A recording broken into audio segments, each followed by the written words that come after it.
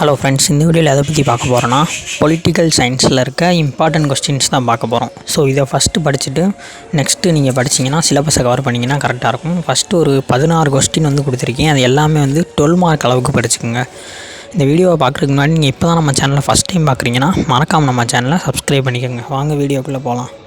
First படிக்க வேண்டிய 12 mark என்னன்னா ஆரிஜின் ஆஃப் ஸ்டேட், அதாவது அரசு அப்படின்னா என்ன, ஸ்டேட் அப்படின்னா என்னான்னு படிக்கணும். அதோட தியரிஸ்ன்னு இருக்கும். இந்த divine theory, force theory, family theory, social contract theory and evolutionary தியரின்னு. டிவைன் தியரினா தெய்வீக கோட்பாடு, வலிமை கோட்பாடு, குடும்ப கோட்பாடு, சமூக ஒப்பந்த கோட்பாடு அண்ட் பரிணாம வளர்ச்சி கோட்பாடு. இந்த தியரிஸில் வந்து எப்படிலாம் ஸ்டேட் வந்து எமர்ஜ் ஆகிருக்கு அப்படின்னு சொல்லுவாங்க. ஸோ அதை வந்து படிச்சுக்கணும்.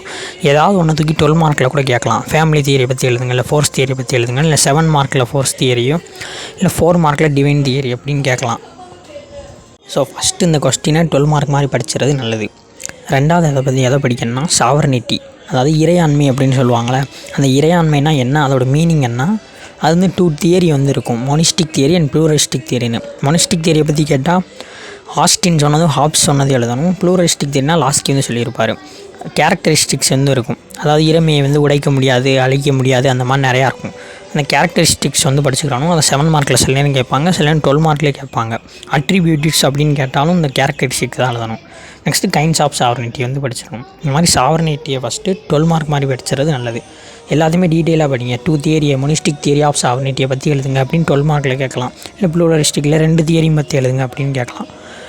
அடுத்து என்ன கொஸ்டின்னா லிபர்ட்டி அதே மாதிரி லிபர்ட்டினா என்ன, அதோட கைண்ட்ஸ் என்ன, மீனிங், அப்புறம் அதில் கேரக்டரிஸ்டிக்ஸ் ஏதாவது இருக்கா, லிமிட்ஸ் என்னன்னா அதெல்லாம் படிச்சிடணும். ஸோ லிபர்ட்டின்னு 12 மார்க் அளவு படிக்கணும். அதான் நான் கொடுத்துருக்கு 16 எல்லாத்தையுமே வந்து 12 மார்க் மாதிரி படிக்கணும். நெக்ஸ்ட்டு ரைட்ஸ் ரொம்பவே இம்பார்ட்டண்டான டாபிக். ரைட்ஸ்லேருந்து எப்படியாவது ஒரு கொஸ்டினாக வந்துடும். கேரக்டரிஸ்டிக்ஸ் ஆஃப் ரைட்ஸோட, அதாவது உரிமைகளின் பண்புகள். உரிமைனா என்ன, அதோட கைண்ட்ஸ் தான் ரொம்பவே இம்பார்ட்டன்ட். டைப்ஸ் ஆஃப் ரைட்ஸ்ன்னு இருக்கும். பொலிட்டிக்கல் ரைட்ஸ், எக்கனாமிக் ரைட்ஸ், இந்த மாதிரி நிறையா இருக்கும். அதை படிச்சிடணும். ரைட்ஸுக்கு டெஃபனிஷன் வந்து சில பேர் சொல்லியிருப்பாங்களே, அவங்க பேரை வந்து எழுதிடணும். அந்த டெஃபனிஷன் எழுதி தான் ரொம்ப இம்பார்ட்டன்ட். எது கேட்டாலும் டெஃபனிஷன் இருக்குன்னா அதை எழுதி தான் மிச்சம் எழுதணும். ஸோ ரைட்ஸ் ரொம்பவே important topic. Next equality. Rights எப்படி டீட்டெயிலாக படித்தோமோ அது மாதிரி ஈக்குவாலிட்டி ரொம்ப இம்பார்ட்டன்ட் தான். ஸோ அதையும் வந்து ஃபுல்லாக படிக்கிறது நல்லது 12 மார்க் அளவுக்கு. நெக்ஸ்ட் இருக்கக்கூடிய டாபிக் ஸ்டேட்டோட ஆர்கான்ஸ் அடுத்து கவர்மெண்ட்டோட ஆர்கான்ஸ், அதாவது அரசின் உறுப்புகள் அப்படின்னு சொல்லுவாங்க. ஸ்டேட்டோட ஆர்கான்ஸ் வந்து அப்படியே 12 மார்க்கில் கூட கேட்கலாம். அரசு என்றால் என்னன்னு கேட்டு அதோட ஆர்கான்ஸை பற்றி எழுதுங்க கேட்டால் பீப்புள், டெரிட்டரி, சாவர்னிட்டி, கவர்மெண்ட், அது மக்கள், எல்லை, இறையாண்மை, அரசாங்கம். இதான் வந்து ஸ்டேட்டோட ஆர்கான்ஸ். நெக்ஸ்ட்டு கவர்மெண்ட்டோட ஆர்கான்ஸ்னு பார்த்தோம்னா லெஜிஸ்லேட்டிவ், எக்ஸிக்யூட்டிவ், ஜுடிஷியரின்னு 3 இருக்கும். அதை பற்றி என்னென்னு பார்த்துக்கோங்க. அது சட்டம் இயற்றும் துறை, நிர்வாகத்துறை, நீதித்துறை.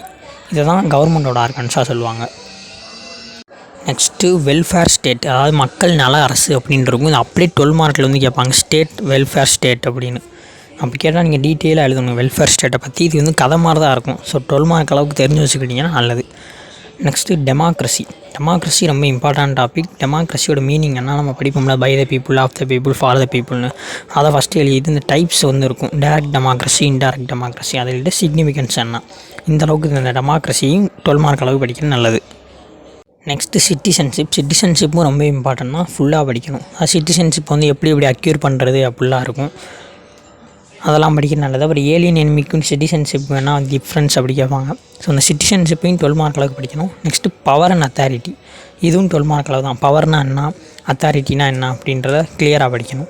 நெக்ஸ்ட்டு தியரிஸ் ஆஃப் சோஷியல் சேஞ்சுனா என்ன, அதுக்குன்னு தியரிஸ் வந்து சிலது இருக்கும். அது எல்லாத்தையும் தெரிஞ்சுக்கிறீங்க. சில 12 மார்க்கில் தியரிஸ் ஆஃப் சோஷியல் சேஞ்ச் அப்படின்னே கேட்கலாம். நெக்ஸ்ட்டு ஜஸ்டிஸ் அண்ட் லா. இதில் வந்து பிளாட்டோ தியரி ஆஃப் ஜஸ்டிஸ் அப்படி 12 மார்க்காக கேட்பாங்க. ஜஸ்டிஸை பற்றி பிளாட்டோ வந்து என்ன சொல்லியிருக்காருங்க, அது நீதினா சட்டம்னா, வெறும் லா அப்படின்னு கொடுத்து 4 மார்க்கில் கூட கேட்கலாம். ஸோ இந்த டெஃபனிஷன் மாதிரி பார்த்துக்கிட்டிங்கன்னா அதுக்கு போதும். நெக்ஸ்ட்டு டிக்டேட்டர்ஷிப், இது ஒரு 7 மார்க் அளவுக்கு படிச்சுக்கோங்க. நெக்ஸ்ட்டு லிபரலிசம், ஃபேசிசம், சோசியலிசம், இது 3லேருந்து ஏதாவது ஒன்று 4 மார்க்கில் வந்து வந்துடும். டக்குன்னு லிபரலிசம்னு கொடுத்துட்டாங்கன்னா லிபரலிசத்தை பற்றி என்னன்னு எழுதணும். அதில் எதுவும் டைப்ஸ் இருக்கா, அதோட சிக்னிஃபிகன்ஸ் என்ன, கிரிட்டிசிசம் எதாவது பண்ணுறீங்கன்னா எழுதணும். நெக்ஸ்ட்டு செப்பரேஷன் ஆஃப் பவர்ஸ், இந்த மாண்டஸ்கியோட தியரின்னு இருக்கும். அதை படிச்சிங்கனாலே இதுக்கு போதும். ஒரு 7 மார்க் அளவுக்கு படிச்சுங்க. இதை இது போக ஷார்ட் நோட்ஸுக்கு என்னென்னா படிக்கணும்னா போலீஸ் ஸ்டேட் அப்படின்னு இருக்கும். காவல் அரசுனா என்ன, அரிஸ்டாட்டில் பற்றி சிறு குறிப்பு வரைக, அந்த மாதிரி நம்ம சின்ன வயசில் படிப்போம். அந்த மாதிரி வெறும் அரிஸ்டாட்டில் தான் கொடுத்துருப்பாங்க கொஸ்டினில். ஸோ அரிஸ்டாட்டிலை பற்றி கொஞ்சம் எழுதணும் 2 பக்கத்துக்கு. Next Hobbes, Locke, Rousseau, Jean Bodin, Jeremy Bentham, அப்புறம் டாக்ட்ரின் ஆஃப் ரெப்ரசன்டேஷன். அவ்வளோதான். இதை படித்தாலே போதும் பொலிட்டிக்கல் சயின்ஸுக்கு.